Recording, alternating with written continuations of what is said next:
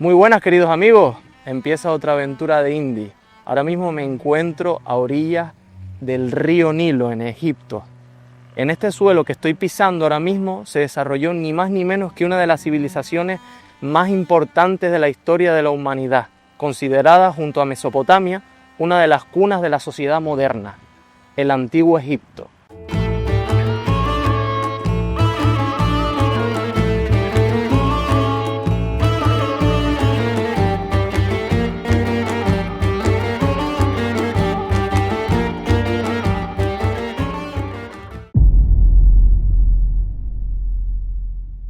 En sí, mi aventura comenzó hace unos días, mucho más al sur, en Luxor, y poco a poco hemos ido subiendo río arriba hasta llegar a donde estamos ahora mismo, Asuán. La aventura empieza en Luxor y termina ni más ni menos que en las grandes pirámides de Egipto, en el Cairo.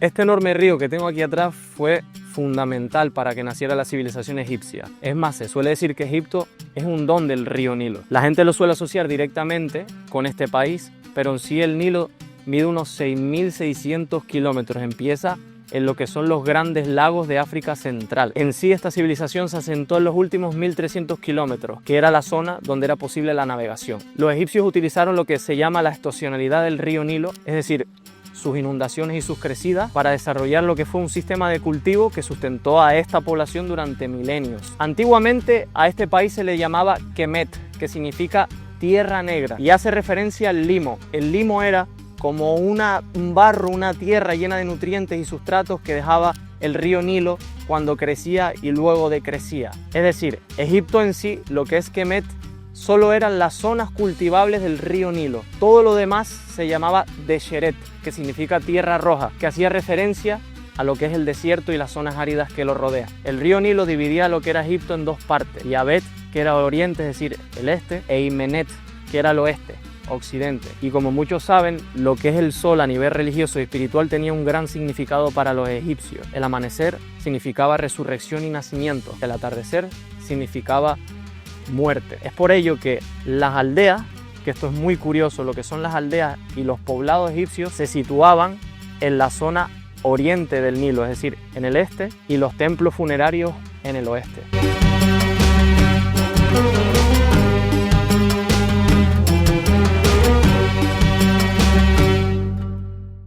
Bueno, como ya les comenté, lo que es la travesía en sí, río arriba, la estoy haciendo en barco, más específicamente en crucero. Hoy en día esto es algo que está masificado aquí en lo que es el río. Son estos típicos cruceros así como antiguos, con acabados de madera muy elegantes. Estos barcos van haciendo diferentes paradas en las diferentes orillas del río Nilo y vas visitando pues diferentes lugares que ya les mostraré, que son alucinantes. Quizás es una forma muy estandarizada de visitar estos lugares, pero es que muchas veces puede ser la más cómoda al final, porque está todo bastante organizado para que no te pierdas absolutamente nada de lo que es lo importante que puedes ver cruzando lo que es este río. En sí el trayecto es hermoso, es precioso, porque no solo el amanecer y el atardecer, que en Egipto es alucinante porque los colores del cielo no se comparan con muchos otros sitios del mundo, pero el trayecto en sí cruza una zona que estamos hablando de que cruzamos un desierto, cruzamos una explanada muy árida a través de un río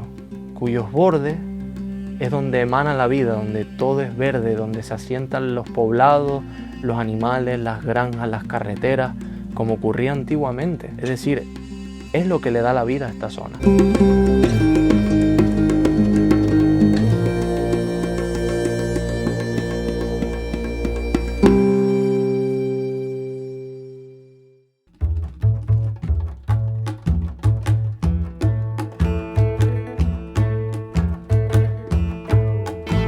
Ya estamos en el Cairo con el objetivo de ver las pirámides, como ya les comenté, más concretamente en el mercado de Han el Halili. Antes de llegar a las pirámides hay muchas cosas que quisiera contarles. La cultura del antiguo Egipto se desarrolló desde el año 6000 a.C. aproximadamente hasta la muerte de Cleopatra, la famosa Cleopatra, en el 30 a.C.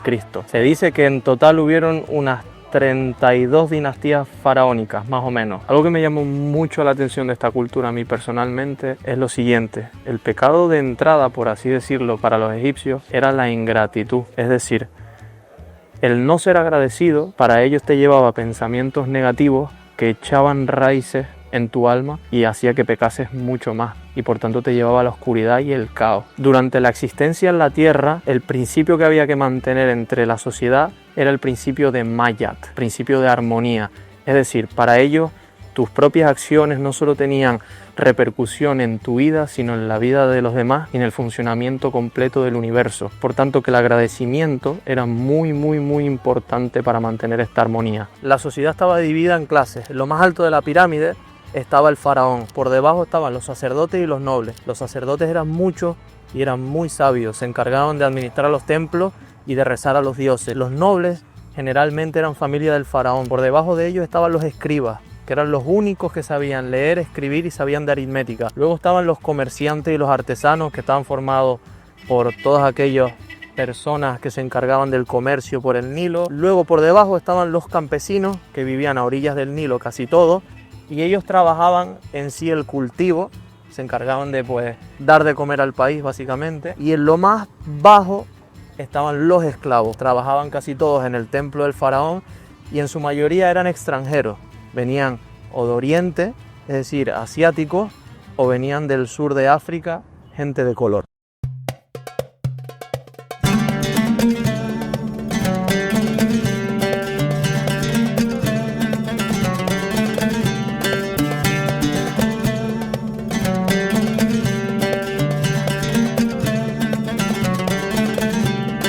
La ropa era de lino sencillo, sin teñir. Los hombres usaban como que un taparrabo, una falda hasta las rodillas, mientras que las mujeres usaban vestidos livianos hasta los tobillos, muchas veces tapando o dejando al aire libre sus pechos, según la moda. Parece ser que en el antiguo Egipto el nivel de desnudez de las mujeres indicaba su estatus social. La diosa Isis había otorgado los mismos derechos tanto a la mujer como al hombre. Entonces el hombre nunca podía dictar la forma de vestirse de la mujer. Los matrimonios no se concertaban entre las clases más bajas y no existía, por así decirlo, una ceremonia de matrimonio oficial. El hombre llevaba regalos a la casa de la mujer. Si la mujer los aceptaba, ésta se mudaba a vivir con el hombre. Se establecía un contrato que estipulaba que los bienes del hombre pasaban a la mujer y a su descendencia, y este contrato solo se podía rescindir en caso de adulterio. Las mujeres egipcias podían poseer tierras, podían poseer casas, podían administrar negocios, presidir templos, incluso ser faraonas. Y debido a esta creencia, las mujeres gozaban de un mayor prestigio, por así decirlo, en Egipto, más que ninguna de las otras civilizaciones antiguas. Las mujeres criaban a sus hijos y a sus hijas hasta que tenían más o menos 4 o 5 años. El varón a esa edad quedaba bajo la tutela del padre y este se encargaba de que éste aprendiera su profesión. Si su padre era médico, escriba o sacerdote, este tenía que acudir a la escuela. Si su profesión era otra, el contacto directo con el padre enseñaba cuál era esa profesión. Por otro lado, las hijas se quedaban con la madre y aprendían a cuidar el hogar hasta que se casaban. Las niñas también tenían derecho a estudiar, pero en sí lo que era la educación era bastante cara y normalmente era el hijo varón el que seguía por tradición la profesión del padre.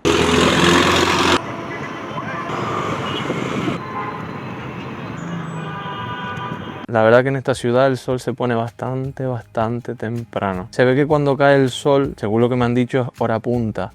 Y en una ciudad que tiene 25 millones de personas os podéis imaginar lo que es el caos. El siguiente aspecto importante de esta civilización antigua, del antiguo Egipto, era pues su religión y sus dioses. La religión en sí era una parte importantísima de lo que era la vida cotidiana de los pobladores del antiguo Egipto. Dentro de su religión existía como que un amplio y complejo sistema de creencias politeístas. Cuando hablo de la palabra politeísta es que creían en varios dioses a la vez, no es solo en un dios. Cuando se cree en un solo dios se habla de monoteísmo. Se cree que había un total de entre 1500 e incluso 2000 deidades. Estas deidades en sí se encontraban presentes en el mundo y controlaban todo lo que eran los fenómenos naturales y no naturales, abstractos, paranormales, ese tipo de conceptos. Lo que se hacía con el culto religioso era buscar que todos estos fenómenos fueran ventajosos para los pobladores egipcios. Entre los nombres más famosos, y seguramente muchos de ellos les suenan, estaban Isis,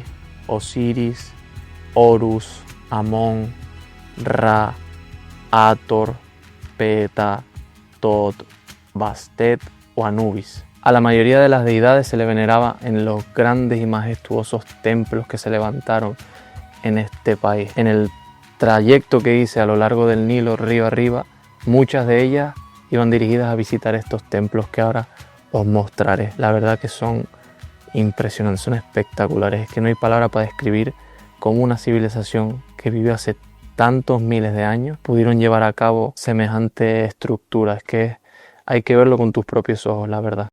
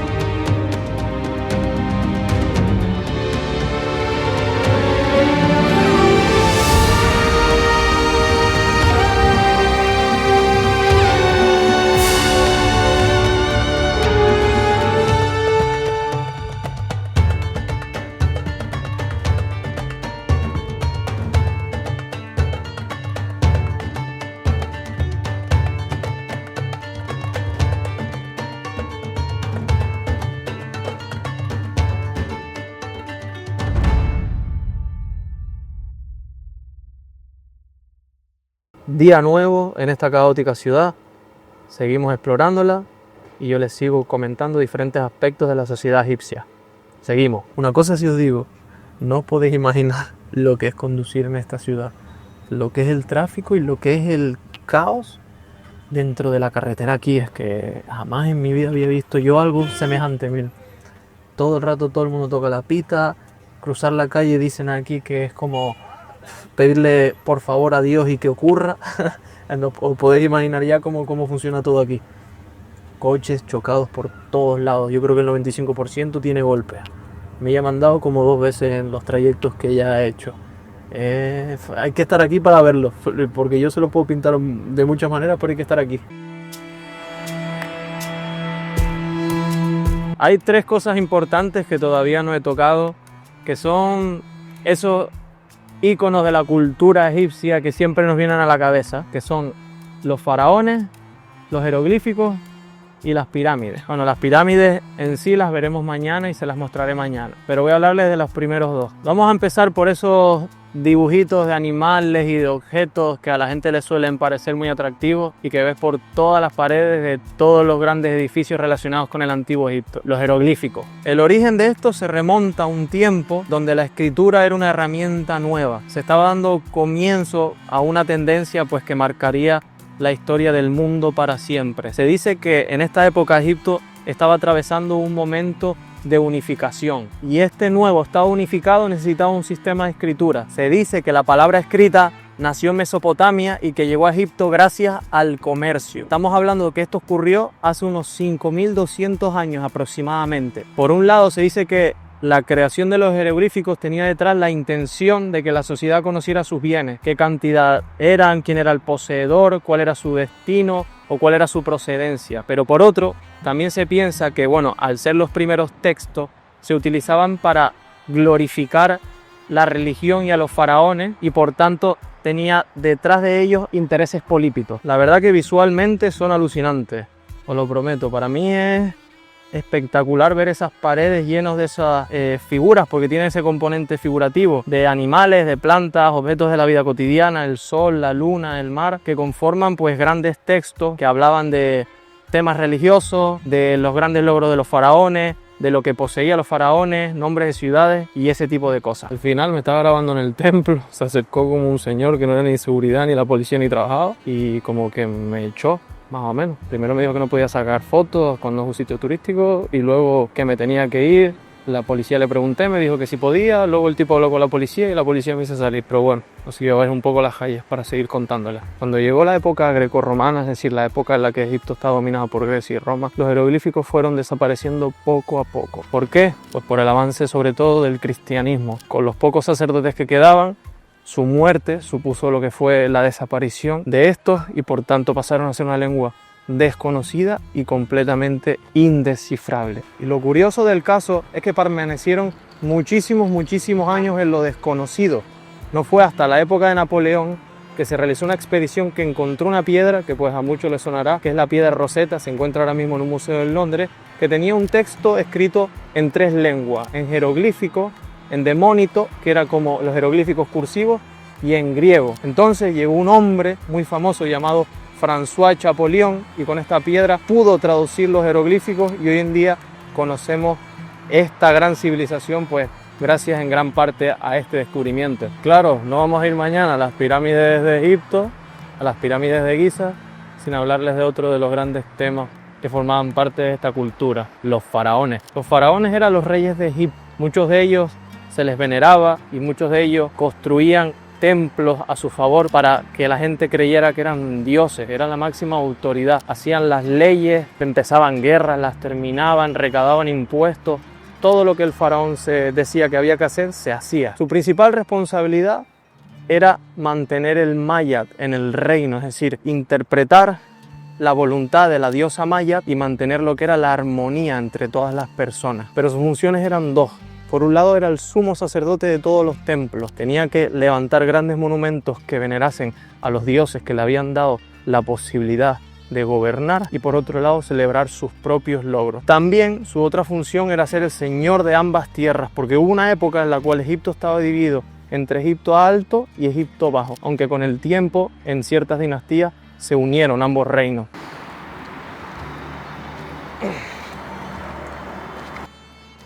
Los gobernantes eran los hijos declarados herederos del faraón. Cuando moría este, como preparaba toda su vida para trascender y muchas veces convertirse en un dios, pues con él morían todos sus bienes, tanto materiales como humanos, por así decirlo, por llamarlo bienes. Es decir, con él se iban todos sus muebles, sus joyas, sus tesoros en sí, sus mujeres, sus sirvientes, su ganado, sus animales. Y eso quedaba reflejado al final en su tumba, en todas las paredes de lo que es el edificio donde se encontraba su sarcófago. Ahí podía ver todo aquello que iba a acompañar al faraón a la otra vida. Hay muchos grandes y famosos faraones que seguro les sonarán porque tienen nombres que resuenan en lo que es la cultura popular. Por ejemplo, Akenatón, que es el padre de Tutankamón. Luego, la reina, la faraona Hatshepsut, que fue la primera mujer faraona de la historia en Egipto. En una de las paradas que hicimos cruzando el río Nilo, visitamos uno de sus templos. En sí ella se regía en su imagen como un hombre para que todo el mundo la temiera, igualmente siendo una mujer. Fue bastante poderosa. Luego, por supuesto, Ramsés II, el rey longevo. Vivió durante 66 años, creo que fue aproximadamente, y tuvo 150 hijos e hijas. Luego, por supuesto, está la famosísima Cleopatra, la última faraona de la historia del antiguo Egipto, cuya belleza logró cautivar a Julio César y a Marco Antonio. Y por supuesto, ¿cómo no voy a hablar del más famoso y célebre de todos? Tutankamón. No vivió más de 19 años y se le conocería por su famosísimo apodo, el Rey Tut. La aportación de Tutankamón fue mayor mucho después de su muerte, es decir, al encontrar su resto funerario, que en su vida en sí. Su sarcófago, que se encontró 3000 años después, estaba muy bien conservado, casi que intacto, y ayudó en sí a entender cómo funcionaba este proceso funerario y cómo se enterraban de verdad los faraones. Imagínense qué tan intacto estaba su tumba que el hombre que la desenterró en su momento pudo ver flores que databan de hace 2000 años. Su momia, como por ejemplo la de Ramsés II, se encontró en el Valle de los Reyes, otra de las paradas que hicimos recorriendo río arriba el río Nilo. El descubrimiento de su sarcófago, de su momia, llevó a leyendas que hoy en día perduran y que se relacionan con lo que es la exhumación de muchos restos, porque muchas de las personas que estuvieron presentes cuando se encontró la tumba de Tutankamón tuvieron una muerte inesperada poco tiempo después de que ocurriera este hecho, de forma misteriosa. También es famoso porque no solo se desenterró completamente intacto, sino con uno de los mayores tesoros jamás encontrados en un sarcófago egipcio. Su máscara funeraria, que es un símbolo a nivel mundial, contenía unos 6 kilos de oro que ayudarían a engrandecer su riqueza una vez trascendiera al cielo, al más allá.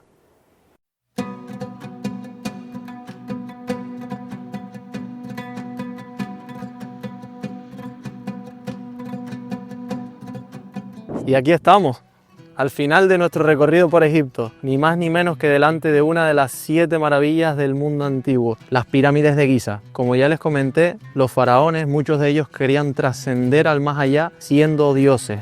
¿Y qué hacían? Estas majestuosas tumbas, porque estas pirámides lo que son es tumbas. En sí, lo que son las pirámides, junto a otros elementos que hay por esta zona, formarían lo que se podría llamar un complejo funerario, un cementerio. Simplemente como dato curioso, la pirámide del abuelo, la pirámide del hijo y la pirámide del nieto. La más famosa, conocida mundialmente por supuesto, es la última de allá, que es la más grande de todas, que es la pirámide de Keops, como ya saben, construida por el faraón Jufu. Mide aproximadamente unos 147 metros de altura y se calcula que su construcción se llevó a cabo con 2,3-2,5 millones de bloques que pesaban entre 2,5 y 15 toneladas. Se dice que anteriormente, pero bueno, con el paso del tiempo se ha desgastado, como la segunda pirámide, que es la siguiente que les voy a explicar, también tenía un recubrimiento como de piedra caliza, que hoy en día, pues como pueden ver, no lo conserva. La siguiente más grande, al lado de la de Keops, es la pirámide de Kefren, construida por el faraón Khufu. En su necrópolis, es decir, en su complejo funerario, por así decirlo, pues destaca lo que es la presencia de esa esfinge, la famosa esfinge que todos conocemos, que es ese león con cabeza de faraón de piedra caliza. No se sabe exactamente cuál era su función en específico, pero se suele decir que era como un centinela, protector de lo que era su tumba, su pirámide. Y luego la última y la más pequeña es la pirámide de Miserino, construida por el faraón Menkaure. Mide aproximadamente unos 60 metros de altura. Tiene como 3 pirámides en su necrópolis pequeñas delante de esta, que sería una para cada esposa. Y la gran pregunta que todo el mundo se hace y que todavía no tiene respuesta: ¿cómo es posible que hace tantos miles de años esta sociedad levantara semejante hito de la arquitectura y de la ingeniería? Es que, bueno, imaginaos el número de trabajadores que se necesitó para mover semejante cantidad de bloques y con el peso que tenían. El nivel de logística, de construcción, de transporte, de alimentación, de lo que es diseño, tuvo que ser el más potente de toda esa era, pero sin duda. Se dice que los trabajadores eran egipcios cualificados que vivían en una zona no muy lejos de aquí, como de 17 hectáreas, que estaba bien abastecida. Se sabe que estaba bien abastecida porque se encontraron gran cantidad de restos de panadería y bastantes huesos de animales. Se dice incluso que muchas de las comunidades de Egipto se unieron para abastecer este proyecto y convertirlo, por así decirlo, en un proyecto a nivel nacional. Pero como les digo, su construcción sigue siendo un debate en general. Hay muchas teorías que dicen que se utilizaban unas rampas que se engrasaban con agua y con arcilla húmeda, que zigzagueaban por fuera de la pirámide. Otras teorías dicen que las rampas estaban por dentro, pero es un misterio todavía. Hace muy poco se hizo un gran descubrimiento. Se ve que por esta meseta donde están localizadas estas pirámides y lo que es el complejo de Giza en general, que está formado por otras pirámides, quizás por esta zona pasaba en su momento un brazo de agua del río Nilo, aunque quedó sepultado en arena con el tiempo. Esto supondría un punto muy positivo en esa gran logística que supuso la construcción de estas pirámides, puesto que transportaban todos esos bloques por el río Nilo y el mismo río Nilo los dejaba cerca de la zona de construcción.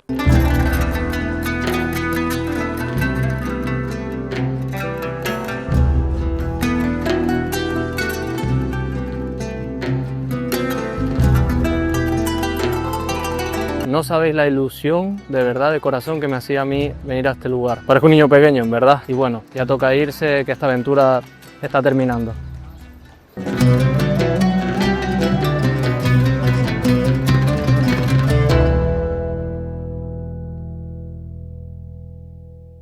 Y aquí estamos ya en el aeropuerto, listos para volver a casita de vuelta, pero que muy cansados por unos días súper intensos, la verdad. Porque era que si levantarse a las 7, a las 6, a las 5, incluso a las 4, para poder cumplir horarios y visitar todos estos lugares que les mostré. Y es que fue un no parar, la verdad, un no parar. Habían muchas más cosas que yo quería enseñarles, mostrarles, comentarles, pero la verdad que era un viaje para mí. El niño pequeño que iba a todos esos museos y se quedaba mirando lo que era la sección de Egipto, sacando fotos y soñando que algún día iría a ese lugar, pues ya puedo decir que estuvo ahí, que vio las grandes pirámides, que vio momias, que vio grandes templos. Entonces a mí eso me llena el corazón. Pero bueno, ahí lo tenéis.